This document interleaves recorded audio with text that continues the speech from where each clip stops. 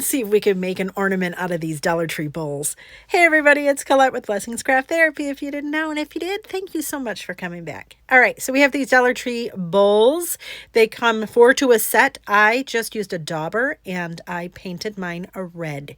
Then I have this cap and I painted it black, let it dry. Once it's dry, you don't have to do this part. Don't get crazy, but I like the distressed thing. So I'm taking some wax on a sponge and I'm just going over them because holy, look at that. Oh, it's so pretty. I had a whole, by the way, I had a whole different plan for this project. I was going to try to be slick and make it like a candy dish, like where it would open. Friends, it was a hot mess express. So we pivoted and we did different stuff. So, all right. And then I used a dry brush with some sheepskin color chalk paint and just kind of lightened it up a little bit. And I did the same thing on the cap. Perfect. Let it dry. Now, you know, I always buy a cheap wreath and then I just clip pieces off of it so I can use those pieces. So that's what I did. I took a couple pieces off of my wreath. I actually got this free from Joann Fabric one year. Anyways, so then we're going to take our cap and we're going to hot glue it to one of your bowls on the bottom. And you probably want to do it a little bit more centered than I did. I flooded the bottom of the cap to where it attaches to the bowl, and then I readjusted.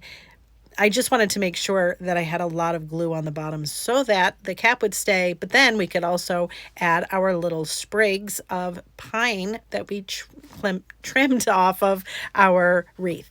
Then I had some of these little berries that I thought, oh, those will look cute and festive. So I kind of snuck those in under the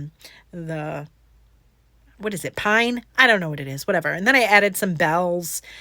Listen, I'm not great at the whole embellishment thing, but it's okay. I try. So there you go. And there's that. Super pretty, right? Oh my gosh, love it.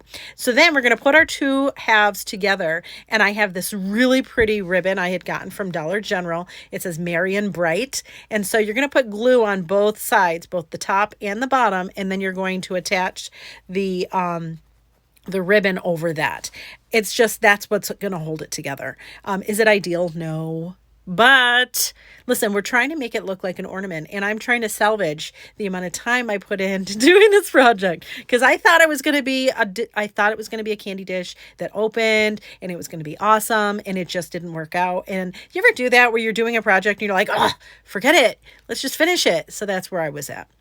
I felt like it needed a little bit more. So I took some of this wire and kind of made curly cues on the ends and then it's actually on a black wood bead, and I made like a loop on the top so it looked like the top of a ornament.